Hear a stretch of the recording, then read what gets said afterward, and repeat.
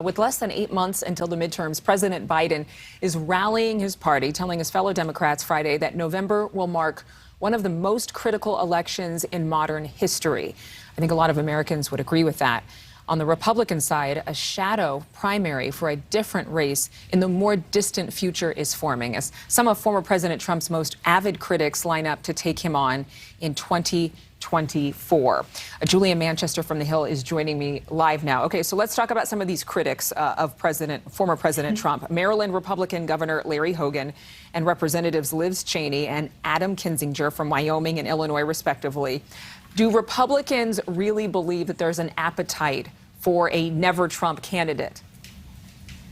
Good morning, Adrienne. I think a lot of those in the Republican establishment right now, and we know that the Republican establishment is a term that's been used to describe the anti-Trump wing of the party, but for all intents and purposes, President Trump is the Republican establishment right now. They very much pushed back against this idea that never-Trump Republicans like Congressman Adam Kinzinger, Congresswoman Liz Cheney, Governor Larry Hogan could really get a grip on the party. They argue that President Trump simply already has a very broad infrastructure in place. They argue that he essentially controls or has a lot of influence over the Republican National Committee, and he's simply more well-known than a lot of these other Republicans that are potentially vying for a 2024 bid. So right now, I would say that President Trump is still very much the de facto leader of the GOP. And what about moderates who have previously run? I mean, thinking about Carly Fiorina, Jeb Bush, John Kasich, any of them planning on making a return this time around?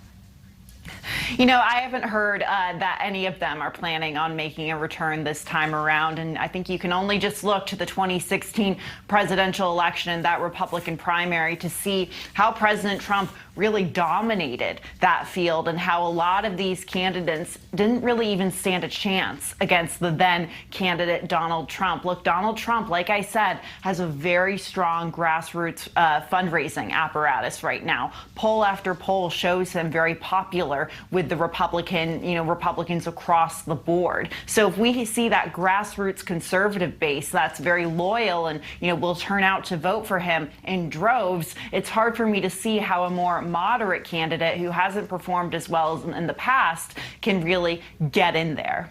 Julia Manchester from The Hill, thanks for your time. Thank you so much for watching. Make sure to click on the red subscribe button below so you can get more of NewsNation's fact-driven, unbiased coverage.